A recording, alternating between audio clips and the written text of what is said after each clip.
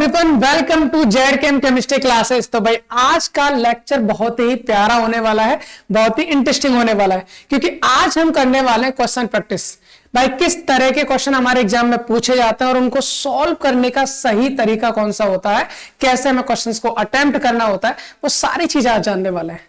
मैं आपको बता दूं, ये जो लेक्चर है ना, वो बीएससी फर्स्ट सेमेस्टर के लिए। अगर फिर भी आप क्वेश्चन प्रैक्टिस करना चाहते हो तो भाई कर सकते हो, आराम से प्यार से चीजों को समझ सकते हो। और इस क्वेश्चन पेपर में किन किन टॉपिक से हमारे क्वेश्चन आने वाले हैं, जिनको हम सॉल्व करने वाले हैं, तो पहले एक बार टॉपिक्स को देख लेते हैं, उसके बाद क्वेश्चंस को कर लेंगे। भी सर टॉपिक कौन कौन से भाई? हमारे पास पहला टॉपिक है बीएससी फर्स्ट सेमेस्टर में जो एनईपी बेस्ड सिलेबस है, उसके अकॉर्डिंग फर्स्ट सेम में फंडामेंटल ऑफ केमिस्ट्री में 8 यूनिट आपको दे रखी है। 8 के नाम मैंने आपको लिख रखे भाई। सर पहली यूनिट का नाम है molecular polarity and weak chemical forces, जहां पर हमारी बहुत सारी चीजें पढ़ी थी हमने, जैसे रेजोनेंस होता है, हाइड्रोजन बॉन्डिंग होती है, डायपोल मूवमेंट होता है, लैटिस एनर्जी होती है, फजांस रूल होता है। ये सारी चीजें हमने पहले वाले जो यूनिट है, पहली यूनिट, उसमें हम पढ़ चुके हैं भाई, है ना। तो वहां से क्वेश्चंस पूछे जाएंगे, कैसे सॉल्व करना देखते हैं। दूसरा आपका simple bonding theory of molecules, जिसमें आपका हाइब्रिडाइजेशन आता है, बेसिक्स ऑफ केमिस्ट्री भी आता है, जिसमें ऑर्बिटल्स के बारे में, सब सेल, सब कुछ आता है, मतलब ऑफबाउर रूल है, हुन्स रूल है, उन सबसे रिलेटेड एमओटी आता है, वीबीटी आता है। ये simple bonding theory of molecules इस वाली यूनिट यानी सेकंड यूनिट, यहां से भी क्वेश्चंस आपको मिलेंगे यहाँ पर। फिर आपका पीरियडिक प्रॉपर्टीज ऑफ एटम्स, चाहे आपके एटॉमिक रेडियस हो, आयनाइजेशन एनर्जी हो, इलेक्ट्रॉन एफिनिटी हो, या फिर आपका इलेक्ट्रॉन नेगेटिविटी हो, स्लेटर रूल हो, ये सब के बारे में हमारा इस यूनिट में पढ़ते हैं, तो इससे रिलेटेड क्वेश्चन इसमें आएंगे।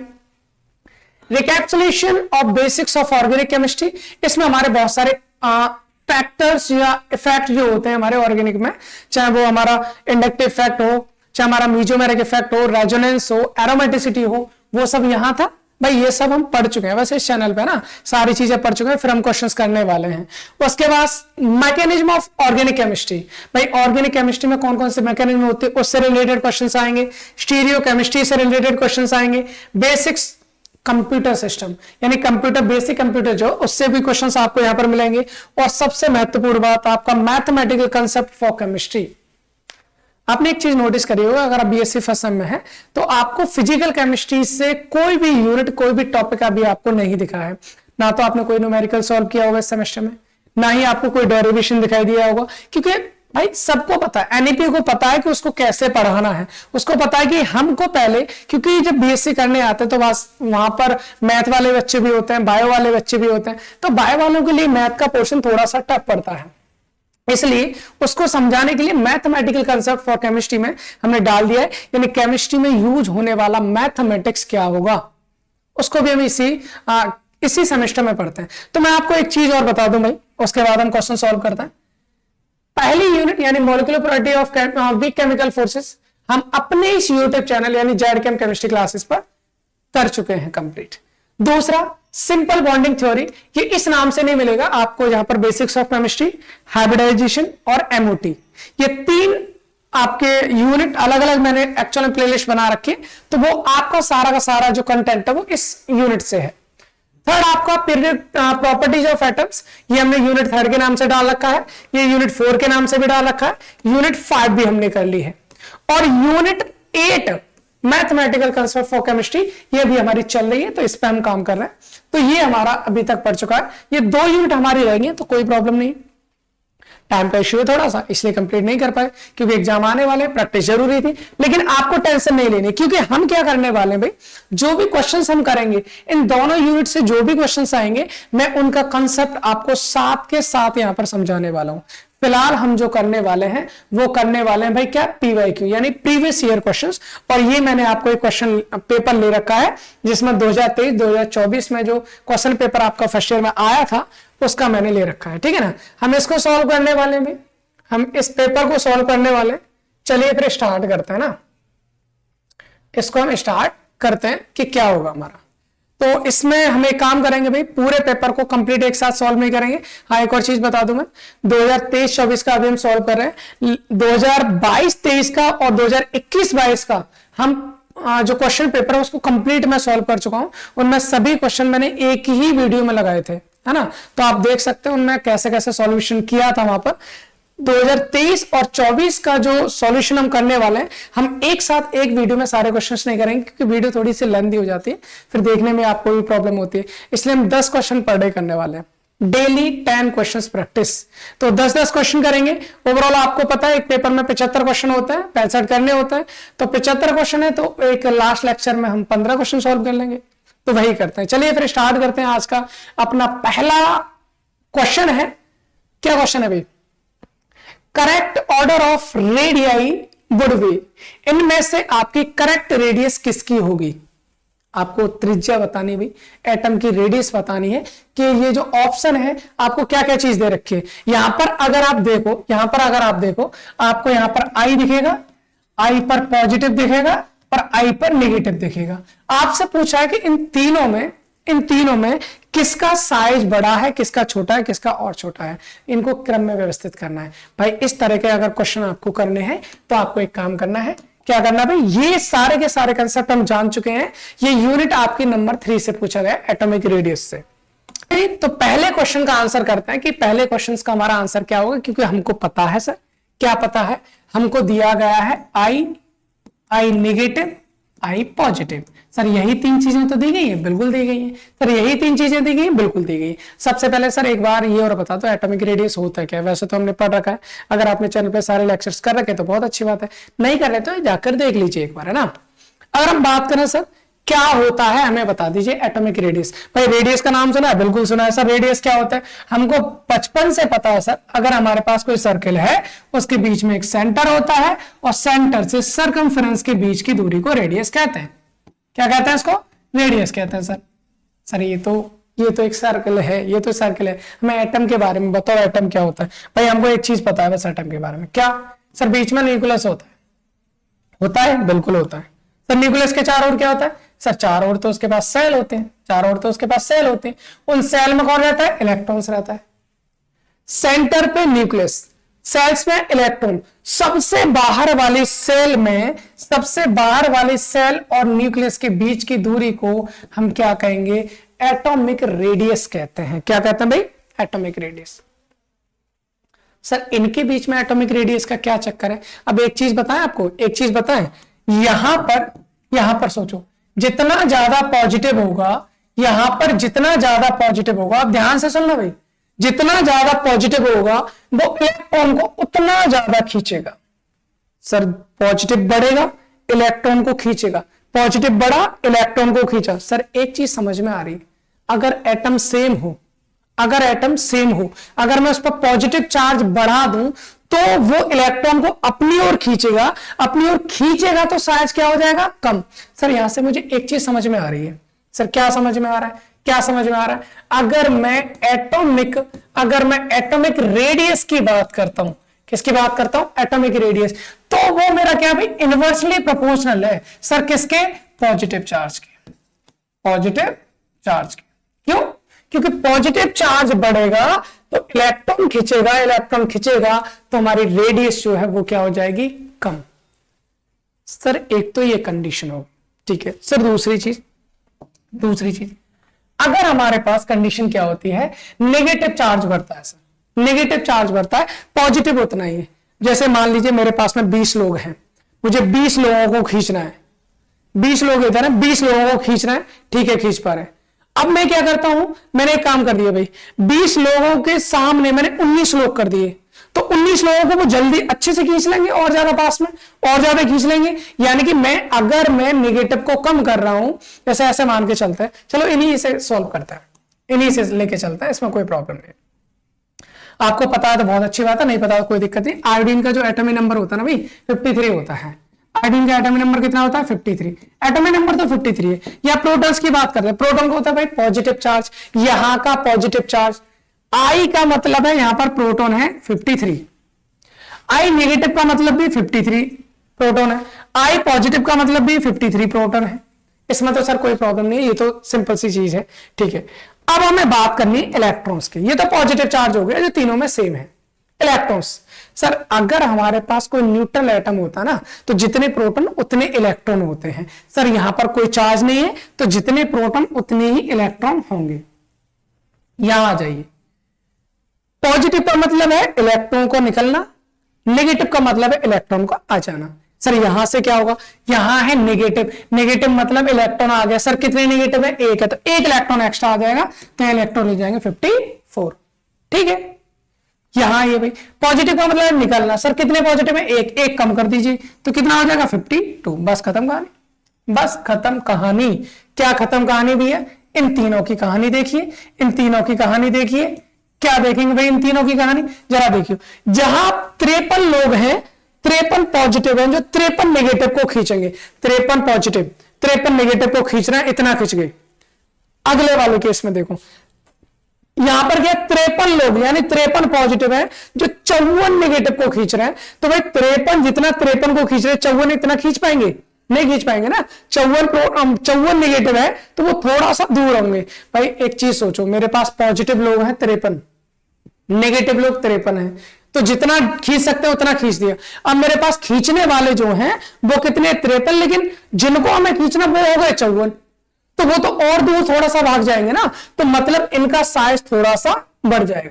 जरा इसको सोचो, यहां खींचने वाले कौन है 53, खींचने वाले कितने 52, 53 को खींच रहे थे, इतना खींचा, 53 52 को खींचेंगे और ज्यादा खींच जाएगा, 53 54 को खींच ही नहीं पाएंगे तो वो थोड़ा दूर रहेगा। कहने का मतलब ये है, कहने का मतलब मेरा ये है कि भाई, कहने का मतलब मेरा ये हो गया कि जो एटॉमिक रेडियस होती है वो नेगेटिव चार्ज के डायरेक्टली प्रोपोर्शनल होगी और पॉजिटिव चार्ज के क्या होगी, इनवर्सली प्रोपोर्शनल होगी। मतलब ये हो गया सर, अगर नेगेटिव चार्ज बढ़ता है, नेगेटिव चार्ज बढ़ता है तो रेडियस बढ़ेगी और पॉजिटिव चार्ज बढ़ता है तो रेडियस कम हो जाएगी। मतलब इन तीनों की कहानी ये हो गई, इन तीनों की कहानी ये हो गई। सबसे ज्यादा रेडियस जो होगी वो किसकी होगी, नेगेटिव वाला होगी। मतलब आई नेगेटिव सबसे बड़ा होगा, उसके बाद खाली आई होगा और सबसे छोटा आई पॉजिटिव होगा।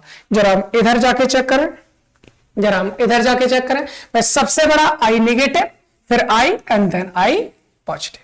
आई होप इतनी बात समझ में आई होगी। ये पहला क्वेश्चन था जिसको हमें सॉल्व करना है। अगर मान लीजिए साइज से रिलेटेड आता है तो एक चीज ध्यान रखो, नेगेटिव होगा साइज बढ़ेगा, पॉजिटिव होगा साइज कम होगा, खत्म कहानी। बाकी जो न्यूट्रल है वो बीच में आ जाना है। आई होप पहला क्वेश्चन समझ में आएगा, इसमें कोई प्रॉब्लम नहीं है। चलिए अगला क्वेश्चन करता है। अगला क्वेश्चन क्या है, which molecule has T shaped structure.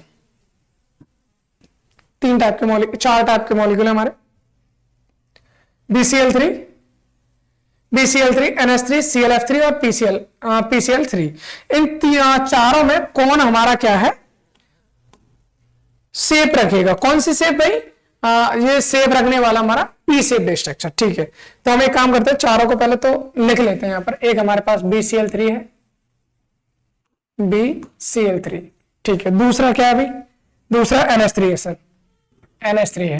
ठीक है, तीसरा क्या है भाई, तीसरा सर ClF3 है। और लास्ट कौन सा भाई, लास्ट हमारे पास PCl3 है, PCl3 है। सर जब भी कभी स्ट्रक्चर की, कभी शेप की, कभी ज्योमेट्री की बात आए, हमको सबसे पहले हाइब्रिडाइजेशन पे पहुंचना है। और हाइब्रिडाइजेशन निकालने के मैंने आपको एक नहीं तीन मेथड आपको बताए, तीन मेथड आपको बताएं। सबसे सिंपल मेथड से सॉल्व करना स्टार्ट करते हैं। सर बोरॉन के पास पहुंचे, बताओ बोरॉन के बैलेंस सेल में कितने इलेक्ट्रॉन आते हैं, हमें पता है 13 ग्रुप में आता है। सर बोरॉन के बैलेंस सेल में होते हैं 3 इलेक्ट्रॉन। अपन को पता है, बिल्कुल पता है। अगर नहीं पता तो जाकर एक बार लेक्चर देख लो, सारी चीजें क्लियर हो जानी है। बोरॉन में सर 3 बैलेंस इलेक्ट्रॉन होते हैं। Cl कितने बॉन्ड बनाता है सर, एक बॉन्ड से जुड़ा होता है, 1 Cl, 2 Cl, 3 Cl। सर यहां से अगर स्टेरिक नंबर की बात करें, यहां से स्टेरिक नंबर की बात करें तो 1 2 3, सर स्टेरिक नंबर हो जाएगा 3। स्टेरिक नंबर क्या होता है अभी जानेंगे। 3 स्टेरिक नंबर का मतलब है, इसका हाइब्रिडेशन की बात करें तो यहां पर 1 S होगा और 2 P होंगे, तभी तो 3 होगा। बिल्कुल सही बात। सर आगे देखिए, NH3 की बात करें, नाइट्रोजन के पास बैलेंस इलेक्ट्रॉन कितने होते हैं सर, 5 होते हैं, क्योंकि 15वें ग्रुप में आता है 1 2 3 4 5। कितने हाइड्रोजन है सर, 3 है, 1 हाइड्रोजन, 2 हाइड्रोजन, 3 हाइड्रोजन। सर एक पेयर बच गया, एक क्या बच गया, पेयर। अब स्टेरिक नंबर कितना हो गया, अगर हम यहां से स्टेरिक नंबर की बात करें, नॉर्मली आपको पता भी होगा इसका, कितने हो जाएगा 1 2 3 4। सर 4 होता है स्टेरिक नंबर 4, मतलब 1 S हो गई, 3 P हो गई। भाई ये सब तो हम पढ़ा चुके हैं ना बहुत आसानी से, बहुत सिंपल सी चीज, बहुत सारे ढेर सारे क्वेश्चंस किए थे सर। यहाँ का हाइब्रिडेशन sp2, यहाँ का हाइब्रिडेशन sp3 आ गया ये सर। ClF3, ClF3 की बात करते हैं तो सर हमारे पास एक क्लोरीन है। बैलेंस सेल में कितने इलेक्ट्रॉन होते हैं सर? 7 होते हैं। 1 2 3 4 5 6 7, यही हो गए सर। F कितने जुड़े हैं? F जुड़े हैं सर हमारे पास 3, 1 2 3 पेयर बन गए सर। एक पेयर, दो पेयर, कितने पेयर बन गए? 2 सर। स्टाइल नंबर फाइंड करना, कितने हो गए सर? स्टाइल नंबर हो गया हमारे पास 1 2 तो पेयर हो गए, 3 4 5 मतलब 3 बॉन्ड हो गए, और 2 3 कितने हो गए? 5 सर। स्टाइल नंबर 5 हो गया। और जब स्टाइल नंबर 5 होता है तो हाइब्रिडेशन क्या होता है? sp3d। एक s 3 p 4 होगा, एक d sp3d। ठीक है सर, कोई प्रॉब्लम नहीं। वैसे तो आपको पता है कि जो हमारा टी शेप्ड स्ट्रक्चर होता है वो सिर्फ और सिर्फ कहां पाया जाता है? sp3d में पाया जाता है। फिर भी हम कर लेते हैं, सबको सॉल्व करके देखते हैं। भाई फास्फोरस है, फास्फोरस में भी कितने बैलेंस इलेक्ट्रॉन होता है? 5, 1 2 3 4 5, 3 Cl हो गए सर। 3 Cl हो गए, एक पेयर हो गया। स्टाइल नंबर फिर से कितना हो गया? स्टाइल नंबर सर यहां से भी 4 हो गया, 4 हो गया तो मतलब sp3 हो गया। तो कहने का मतलब है PCl3 और NH3 इन दोनों की कहानी तो सेम होने वाली है। तो जाहिर सी बात है दो आंसर तो होने वाले नहीं है, तो दोनों तो हमारे कैंसिल ही हो जाने हैं। ये दोनों तो हमारे कैंसिल ही हो जाने हैं। तो यहां से इन दोनों को देख लीजिए एक बार कैसे करते हैं। तो देखिए BCl3 की बात करें तो यहां पर हाइब्रिडेशन निकाला था sp2, और sp2 का मतलब होता है, ज्योमेट्री होती है ट्राइगोनल प्लेनर। क्या होती है? Trigonal planar. मतलब B, और इससे कितने Cl है? 3, 1 2 और 3। ये हमारा ट्राइगोनल प्लेनर ज्योमेट्री बनी नहीं बनी? बिल्कुल बनेगी सर। ये हमारे पास बन गई ट्राइगोनल प्लेनर ज्योमेट्री। ये बन गया हमारे पास ट्राइगन में एक प्लेनर ज्योमेट्री होगी। सर यहां तो मेरे को कोई टी नजर नहीं आ रहा है, यहां तो मेरे को कोई टी नजर नहीं आ रहा है। लेकिन अगर हम देखते हैं किसको, हम देखते हैं भाई कौन कौन से थे हमारा? ये ClF3 को देखते हैं। चलो ClF3 को देखते हैं। तो इस केस में क्या होता भाई? हमने देखा इसका हाइब्रिडेशन क्या था? sp3d2, सॉरी sp3d था। और sp3d की ज्योमेट्री जो होती है वो होती है TBP, मतलब ट्राइगोनल बाइपिरामिडल। और सर ट्राइगोनल बाइपिरामिडल ज्योमेट्री कैसे होती है? सर बीच में हमारे पास Cl होगा, बॉन्ड कितने होंगे? 5, 1 2 3 4 5। सर अभी हमने देखा था Cl के केस में 1 2 3 4 5 6 7, हमारे पास कितने थे? 7 बैलेंस इलेक्ट्रॉन थे। 3 F लगी है, 1 F 2 F 3 F, 2 pair of electron बचे थे, 2 पेयर ऑफ इलेक्ट्रॉन बचे थे। इसका मतलब तो सर ये हो गया। इसका मतलब क्या हो गई? 3 F है, 1 F 2 F 3 F, बाकी 2 कौन है? Lone pair. 2 लोन पेयर है तो हम ऐसे लगा सकते हैं, एक लोन पेयर ये, दूसरा लोन पेयर ये। अगर सर आप इसको देखो, इस ज्योमेट्री को देखो भाई, टी कैसे होती है सर? ऐसे होती है टी। कैसे होती है? ऐसे होती है सर टी। इसको मैंने बस इसमें ऐसे कर रखा है, आगे ना सर? क्या है? बीच में Cl, इधर F, इधर F, इधर F। तो टी शेप्ड स्ट्रक्चर बनी नहीं बनी? बिल्कुल। तो यहां से हम बोल सकते हैं सर टी शेप्ड स्ट्रक्चर जो है वो हमारी किसकी होती है? ClF3 की होती है। और इस तरह से शेप एंड ज्योमेट्री हमने बहुत सारे मॉलिक्यूल्स की निकाल रखी है। आप जाकर एक बार उस लेक्चर को देख लीजिए। आप किसी भी मॉलिक्यूल की शेप और स्ट्रक्चर का आपको मतलब हम बोल सकते हैं दिक्कत नहीं होने वाली है। हर मॉलिक्यूल की शेप और स्ट्रक्चर आप निकाल सकते हैं। एक बार उस लेक्चर को विजिट करिए। वैसे मैं डिस्क्रिप्शन में उसका लिंक जरूर डाल दूंगा, तो वहां पर जाकर आप देख सकते हैं, जिसको भी देखना है। सर 2 क्वेश्चन हो गए। अगले क्वेश्चन की बात करते हैं, स्मॉलेस्ट कैटायन। स्मॉलेस्ट कैटायन, तो ये तो बहुत सिंपल सा क्वेश्चन है भाई। कौन सा कैटायन? तो देखो यहाँ पर एक चीज देखो, Br नेगेटिव। कैटायन कौन होता है सर? जिस पर पॉजिटिव चार्ज होता है उसको कैटायन बोलते हैं। तो ये तो हो ही नहीं सकता, खत्म कहानी। सोडियम है, ठीक है, 1 प्लस है सर, उधर लिख लेते हैं। चलो Na पर 1 प्लस है सर, और कौन है हमारा? Ca प्लस प्लस है सर, फिर Al3 प्लस है सर। यही तो है, बिल्कुल। एक चीज देखो, इन सब का एटॉमिक नंबर लिखना भाई। सर सोडियम का 11 होता है, कैल्शियम का 20 होता है, एल्यूमिनियम का 13 होता है। एक चीज तो कंफर्म हो गई, क्या सर? कैल्शियम का साइज सोडियम और एल्यूमिनियम से क्या होगा? बड़ा। उसका तो एटॉमिक नंबर भी बड़ा है, तो इसको हटाई दो। इसको यहां से हटा दो क्योंकि तीनों ही हमारे क्या है, एलिमेंट्स है, तीनों ही हमारे क्या मेटल है। तो भाई इसका साइज बड़ा है, इनको छोड़ दो, इन दोनों में लड़ाई है।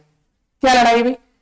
अब देखो क्या लड़ाई हो सकती है यहां पर। अगर हम बात करें खींचने वाले तो 11 हैं, या खींचने वाले 13 हैं। इलेक्ट्रॉन्स की बात करो, 11 इलेक्ट्रॉन थे इसके पास, एक पॉजिटिव का मतलब एक इलेक्ट्रॉन निकल गया।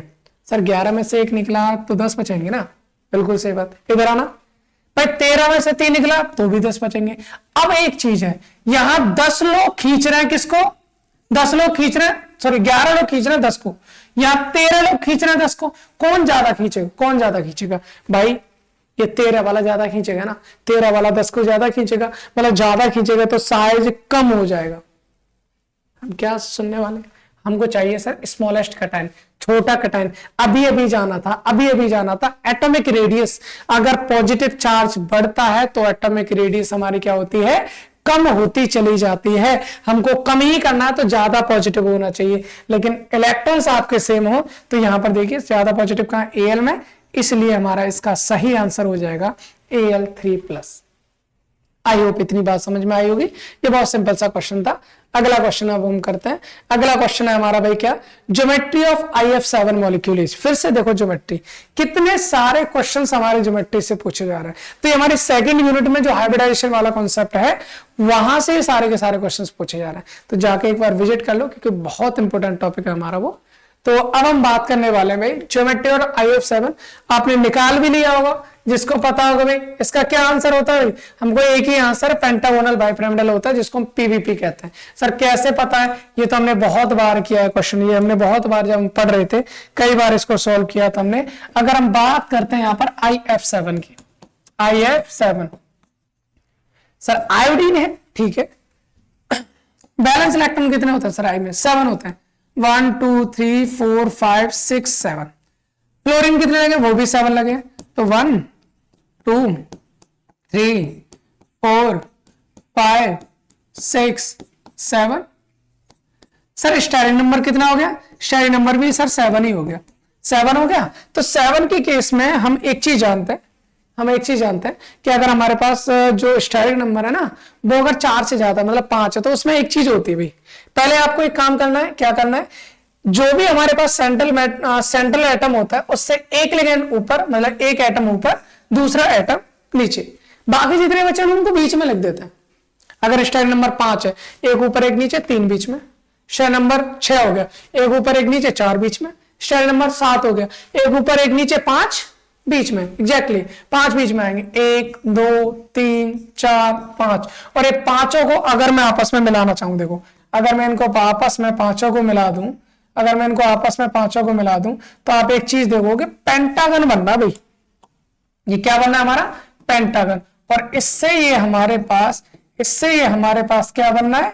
देखो बीच में कहने का मतलब है आयोडीन है, 1 2 3 4 5 फ्लोरीन एक प्लेन में लगी हुई है, एक फ्लोरीन उसके ऊपर और एक फ्लोरीन उसके नीचे। मतलब सर पेंटागन के ऊपर एक नीचे, तो पेंटागन पर ऊपर से एक पिरामिड बनेगा, एक पिरामिड बनेगा नीचे से। इस ज्योमेट्री को कहा जाता है पेंटागोनल बाई का मतलब 2 पिरामिडल, इसलिए इसको बोलेंगे PVP। मतलब IF7 का जो ज्योमेट्री है वो क्या हो जानी है? Pentagonal bi pyramidal.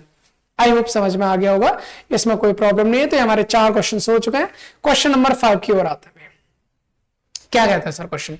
ये कहता है which of these compounds has maximum bond angle. Sir इनमें से बॉन्ड एंगल ज्यादा किसमें होगा? इससे भी ना सीधे वहीं पहुंचो। कहां पहुंचना है सर? हमको पहुंचना है हाइब्रिडाइजेशन पर। क्यों पहुंचना है भाई? वहां पर जाकर जब हमने देखा था तो मैक्सिमम बॉन्ड एंगल आपने कहां देखा था? पता मैक्सिमम बॉन्ड एंगल की बात करें तो भाई sp हाइब्रिडाइजेशन में मैक्सिमम बॉन्ड एंगल था, वो था हमारा 180 से ज्यादा तो किसी भी बॉन्ड के बीच में एंगल पाया नहीं जाता, 180 था, है ना। sp2 हाइब्रिडाइजेशन के केस में 120 था, पता है हमें। sp3 हाइब्रिडाइजेशन के केस में 109 डिग्री 28 मिनट। हमको क्या देखना है? मैक्सिमम ना, मैक्सिमम देखना है तो sp हाइब्रिडाइजेशन को देख लीजिए। बाकी एक बार चेक करते हैं कौन कौन से। BF3 है, BeCl2 है, H2O है, NH3 है। सर एक बार लिख लेना यहां पर सबके नाम, BF3 और BeCl2 और H2 सॉरी BeCl2, H2 और NH3 ये है अपने पास, ठीक है ना। चलो एक काम करते हैं, सबका एवरेज निकालते हैं। सर एक बार इसका निकालना, BF3 का क्या होगा, अब ये भी वैसे निकाला था। बैलेंस इलेक्ट्रॉन कितने होते हैं, 3 होते हैं, 1 2 3। फ्लोरीन कितने जुड़े, 3 जुड़े, 1 2 3। स्टाइल नंबर कितना हो गया सर, 3 हो गया। 3 का मतलब 1s2p, sp2 वाइब्रेशन हो गया। एंगल कितना हो गया, 120 डिग्री आ गया। अभी BeCl2, Be का मतलब है सर कितने बैलेंस इलेक्ट्रॉन, सर 2 होता है, Be में 2 ही तो होता है। क्लोरीन कितनी है, 2, एक इधर जुड़ जाएगी, एक इधर जुड़ जाएगी, बिल्कुल सही बात। सर स्टाइल नंबर 2, 2 का मतलब 1s1p, सर कंफर्म हो गया, 180 डिग्री एंगल इसी में है, इससे ज्यादा किसी में है ही नहीं। एक बार और चेक कर लो भाई, H2 की बात करें, ऑक्सीजन के बैलेंस इलेक्ट्रॉन कितने होते हैं, 6, 1 2 3 4 5 6। हाइड्रोजन कितने जोड़े, 1 2 2, हमारे कौन हो गए, लोन पेयर, और 2 लोन पेयर हो गए, तो हमारा स्टाइल नंबर कितना हो जाए, 1 2 3 4। सर 4 है, 4 का मतलब sp3। जब आप इसमें निकालोगे तो यहां पर भी हमारा क्या आएगा, sp3। अभी हमने देख लिया था। तो यहां पर अगर आप देखो तो सबसे ज्यादा क्या भाई, sp में सबसे ज्यादा आपका बॉन्ड एंगल पाया जाता है, दैट इज 180। तो आपका आंसर हो जाएगा BeCl2, आपका आंसर हो जाएगा BeCl2 is the right answer, option B, जिसमें बॉन्ड एंगल कितना होगा, 180 यानी कि 180 डिग्री का बॉन्ड एंगल पाया जाता है। होप इतनी बात क्लियर होगी। ये भी हमारा बहुत सिंपल सा क्वेश्चन था, क्योंकि इस तरह के कंसेप्ट हमने बहुत ज्यादा अच्छे से इंटरेस्टिंग वे में जाने थे भाई। चलिए आगे क्वेश्चन करते हैं। Now come to the question number 6। Paramagnetism is not shown by, मुझे लगता है सेकंड यूनिट से सबसे ज्यादा क्वेश्चंस पूछे जा रहे हैं यहां पर। आप ये भी आपका सेकंड यूनिट से, ये एक्चुअल में आपका MOT से क्वेश्चन पूछा गया है। मॉलिक्यूलर ऑर्बिटल थ्योरी, ये हमने बॉन्ड ऑर्डर निकाला था, पैरामैग्नेटिक, डायमैग्नेटिक, ये सब निकाला था। मैं यहां पर आपको इस तरह के क्वेश्चन सॉल्व करने की बहुत ही बेहतरीन ट्रिक आपको बताने वाला हूं, बहुत ही बेहतरीन ट्रिक आपको बताने वाला हूं इस तरह के क्वेश्चंस को सॉल्व करने की, ठीक है। कंसेप्ट हम वहां जान चुके हैं, ट्रिक यहां जान लेते हैं भाई। क्या है, paramagnetism is not shown bye, तो यही लिख देता हूं।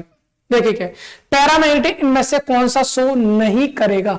पहली बात तो ये है, पहली बात क्या है, अगर आपके ऑड इलेक्ट्रॉन्स आते हैं, ऑड का मतलब विषम, 1 3 5 7, अगर और आ रहे हैं तो वो कभी भी पेयर्ड नहीं होंगे, क्योंकि हमको एक चीज पता है ना भाई, क्या पता है, अगर हमारा कोई भी इलेक्ट्रॉन अनपेयर्ड है तो डेफिनेटली वो क्या होगा, वो हमारा पैरामैग्नेटिज्म होगा, पैरामैग्नेटिक होगा।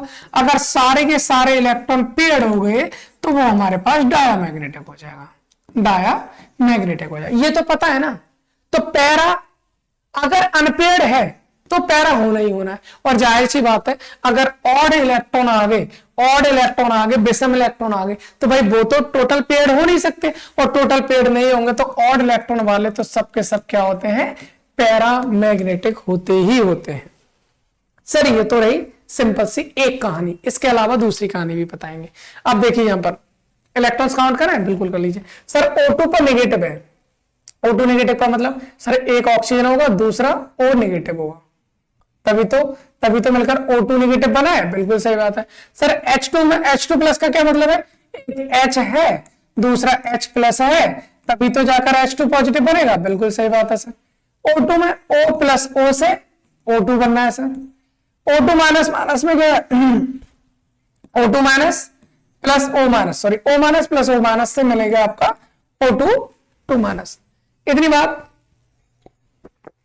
आपको समझ में आ रही होगी। अभी सर इनके अंदर इलेक्ट्रॉन्स देखते हैं। ऑक्सीजन का अगर एटॉमिक नंबर की बात करें तो ऑक्सीजन का एटॉमिक नंबर होता है हमारे पास 8, मतलब इसमें इलेक्ट्रॉन कितने पाए जाते हैं, 8 पाए जाते हैं। दूसरा मेरे को हाइड्रोजन दिख रहा है तो हाइड्रोजन की बात कर लेते हैं। हाइड्रोजन का एटॉमिक नंबर 1 है, मतलब हाइड्रोजन में 1 इलेक्ट्रॉन पाया जाता है। जरा ये देखिए, ऑक्सीजन है, जी सर है, ऑक्सीजन में कितने इलेक्ट्रॉन होंगे, 8 इलेक्ट्रॉन होंगे। इस ऑक्सीजन में भी 8 इलेक्ट्रॉन है, लेकिन एक माइनस आ गया। एक माइनस का मतलब मैंने क्या बताया था, प्लस का मतलब इलेक्ट्रॉन निकलना, माइनस का मतलब इलेक्ट्रॉन का आ जाना। सर यहां पर 8 इलेक्ट्रॉन थे, यहां पर कितने हो जाएंगे सर, एक और आ जाएगा, मतलब 8 और 8 16 होगा, एक और एक्स्ट्रा आएगा तो कितने हो जाएंगे 17। सर इसके पास 17 इलेक्ट्रॉन और है सर, और आगे पैरा हो गया, क्या हो जाएगा, पैरामैग्नेटिक हो गया। पहली कहानी। इसने बोला है कौन सा पैरामैग्नेटिक नहीं है। सर पहला तो पैरामैग्नेटिक है। दूसरी बात, H में एक इलेक्ट्रॉन होता है, इसके पास भी एक इलेक्ट्रॉन था, बेचारे के पास एक इलेक्ट्रॉन था, इसने H प्लस का मतलब वो भी निकाल दिया, तो ओवरऑल इलेक्ट्रॉन कितने बचे? एक। सर ये भी ऑड है, ये भी ऑड है, तो ये भी हमारा क्या हो जाएगा? पैरामैग्नेटिक हो जाएगा। आगे आइए सर। ओ यहां पर ऑक्सीजन 8 है, यहां पर भी 8 है, 8 और 8 हो गए 16। सर ये इवन है, अभी देखते हैं। यहां पर 8 और एक हो जाएगा 9 और 9 दूनी 18। सर यहां पर भी कितने हैं? इवन है। अब मैं आपको एक ट्रिक बता रहा हूं, उस ट्रिक को आप समझ लेना कि अगर सर ऑड है तो वो तो हमारे पैरामैग्नेटिक है ही, अगर ऑड है तो पैरामैग्नेटिक है। इवन के केस में कैसे करेंगे? तो मैं आपको ट्रिक बता रहा हूं, उस चीज का ध्यान रखेंगे। क्या याद रखेंगे? Sir odd electron species always क्या रहेंगी? पैरामैग्नेटिक होती है। ठीक है, ओके। सर अगर इवन स्पीसीज है, इवन इलेक्ट्रॉन स्पीसीज बोलते हैं, इवन इलेक्ट्रॉन स्पीसीज क्या रहेंगी हमारी? ये हो जाएगी हमारी डायामैग्नेटिक। लेकिन सभी होती है क्या? नहीं होती, सब नहीं होती, एक्सेप्ट अगर कहीं पर इलेक्ट्रॉन की संख्या अगर आपकी कितनी आ रही है भाई? 10 आ रही है, या इलेक्ट्रॉन की संख्या आपकी 16 आ रही है। अगर ऐसा कुछ हो रहा है भाई, तो वहां पर आपका क्या होगा? वहां पर आपका वो पैरामैग्नेटिक होंगे। क्या होंगे? ये पैरामैग्नेटिक। सर ऐसा क्यों होता है? ये हमारे पैरामैग्नेटिक क्यों होते हैं? ये हमने कंसेप्ट में एक्चुअल में बता दिया। कंसेप्ट हम आप जब देखोगे तो यहां पर इलेक्ट्रॉन एमओटी के बेस पर जो एटॉमिक ऑर्बिटल्स होती है आपस में मिक्स होती है, मिक्स होने के बाद मॉलिक्यूलर ऑर्बिटल्स बनाती हैं, और मॉलिक्यूलर ऑर्बिटल अलग अलग स्प्लिट होती है। तो वहां पर आपको दिखाया जाता है एक बॉन्डिंग ऑर्बिटल्स होती है, दूसरी हमारी एंटी बॉन्डिंग ऑर्बिटल्स होती हैं। तो वहां पर इलेक्ट्रॉन एक्चुअल में अनपेयर्ड रह जाते हैं। तो आप फिलिंग के बेस पर है, तो आप जाकर आप देख लीजिए एमओटी के लेक्चर्स को कि एमओटी में हमने इलेक्ट्रॉन्स को कैसे कैसे भरा है। फिलहाल मैंने ट्रिक आपको क्या बताइए, आपको केवल एक काम देखना है, 10 और 16 पैरामैग्नेटिक इवन के केस में, बाकी सब डायमैग्नेटिक। ऑड वाले तो ऑलवेज पैरा रहने। तो एक चीज ध्यान रखनी है, ऑड इलेक्ट्रॉन पैरा है, साथ में 10 और 16 भी पैरा है, बाकी सब डाया है। तो इधर आ जाइए। अभी हमने निकाला था सर, क्या निकाला था? यहां पर हमने निकाला था ऑक्सीजन में कितने होते हैं? 8 दूनी 16, एक नेगेटिव है, मतलब 17 इलेक्ट्रॉन हो जाने हैं। यहां पर एक ही इलेक्ट्रॉन था सर, यहां पर 16 थे, यहां पर 18 था, 16 आ गया ना। 16 क्या होगा? पैरामैग्नेटिक है। 1 पैरामैग्नेटिक है, 17 पैरामैग्नेटिक है। इसने पूछा कौन सा पैरामैग्नेटिक नहीं है, तो वो इकलौता हमारा कौन सा भी? O22 नेगेटिव ऐसा मॉलिक्यूल है जो हमारा पैरामैग्नेटिक नहीं है, ये हमारा एक डायमैग्नेटिक होता है। आई होप ट्रिक आपको समझ में आएगी। याद मतलब क्या बोला हमने? ऑड इलेक्ट्रॉन स्पीसीज मतलब जिनमें हमारे विषम इलेक्ट्रॉन है वो तो सब पैरा होंगे। सम वाले में केवल 2 लोग जिनके पास या तो 10 इलेक्ट्रॉन हो या 16 हो, ये दोनों भी हमारे पैरा में जाते हैं, बाकी सब डाया में जाएंगे। ठीक है सर, ये हमारा क्वेश्चन हो गया। अब हम आगे क्वेश्चंस पे चलते हैं। क्वेश्चन नंबर 7 फिर कौन सा पूछा है? Which of the following molecule has 0 dipole moment. भाई ये हमारा यूनिट नंबर 1 से आया है, ये हमारा यूनिट नंबर 1 से आया है कि इनमें से किसका डायपोल मोमेंट एक्चुअल में कितना होता है? 0। सॉरी क्या पूछा? 0 डायपोल मोमेंट है। तो हमने एक चीज जानी थी भाई, क्या चीज जानी थी? हमने ये जानी थी सर परफेक्ट, आप जब लेक्चर देखो तब पता चल जाएगा, perfect tetrahedral and perfect octahedral. Perfect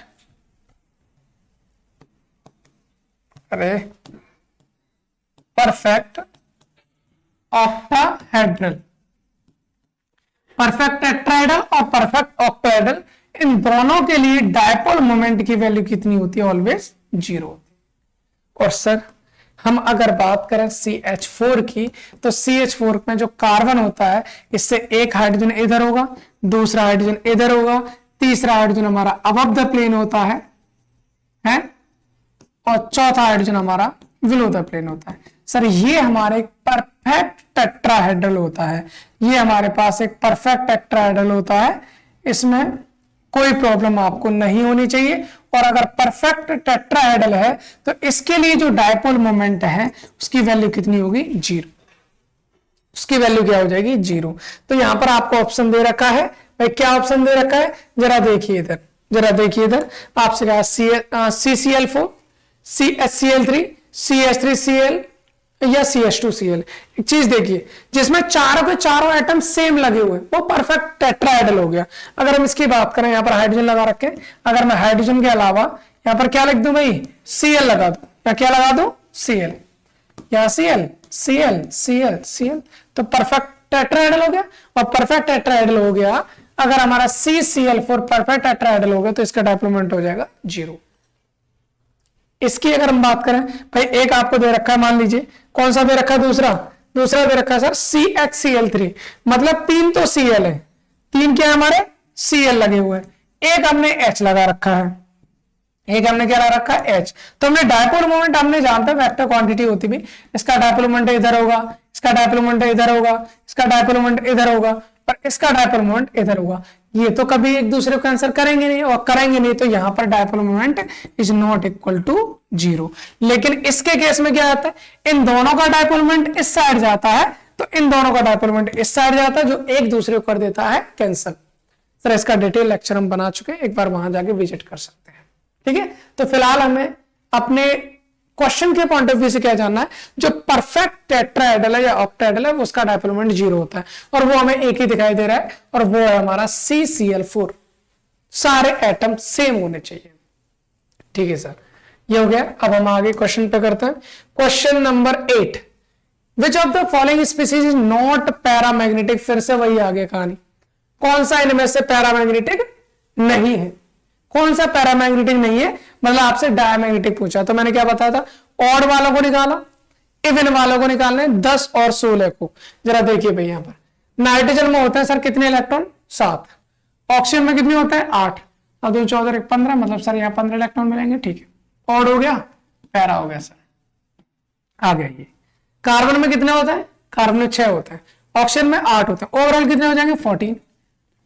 even है, इवन है ना? बिल्कुल है सर, इवन है, लेकिन 10 या 16 नहीं है, तो ये हमारा क्या हो जाएगा? डायमैग्नेटिक हो जाएगा। बिल्कुल सही बात है सर।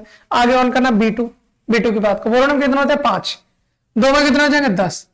इवन है, लेकिन 10 और 16 बोला था ना, 10 और 16 क्या होता है? 10 और 16, 10 और 16 हमारे पैरा, सर ये भी पैरा में आएगा, ठीक है। इधर आ जाओ ऑक्सीजन, ऑक्सीजन का कितना होता है हमारा? सर ऑक्सीजन का होता है 8, 2 ऑक्सीजन कितना हो गया? 2 ऑक्सीजन का हो गया सर 16, 16 हो जाएगा सर। 10 और 16 दोनों ही पैरा होते, तो ये भी पैरा, ये भी पैरा, ये भी पैरा, बचा कौन? सी। आई होप इतनी बात समझ में आई होगी। और ये हमारा क्या है, एक ट्रिक बहुत इंपॉर्टेंट है भाई, क्योंकि अगर आप इनका एमओ डायग्राम बनाने लग गए ना, तो आपके कम से कम 10 से 15 मिनट जाएंगे, और उनको सेव करने के लिए ये ट्रिक आना बहुत जरूरी है, ये ट्रिक जानना बहुत जरूरी है। तो मुझे लगता है ये चीजें आपकी समझ में आ गई होगी। अब हम क्वेश्चन नंबर 9 पर आते हैं। क्वेश्चन नंबर 9 क्या है भाई? Which geometry of the molecule has 25% s character in the hybrid orbital? s character कितना? 25%। आपको बहुत बार पता है, अगर आपने पढ़ी है ना क्लासेस, तो पता भी चल गया होगा अब तक क्या होता है भाई। sp हाइब्रिडेशन है, sp2 हाइब्रिडेशन है, sp3 हाइब्रिडेशन है। यहां अगर हम बात करें परसेंटेज ऑफ s कैरेक्टर की, sp की बात करूं सर, इसमें 2 लोग हैं, एक है s, एक है p। सर आधा s आधा p, मतलब इसमें s का हिस्सा कितना आएगा? 50% आएगा सर। s का हिस्सा 50% आएगा, बिल्कुल। यहां कितने लोगों ने? सर 3 है, एक s है, 2 p है। सर एक हिस्सा s का होगा, 2 हिस्से p के होंगे, 3 हिस्से में 1/3 पार्ट, ऑलमोस्ट कितना? 33% पार्ट हमारा क्या होगा? s।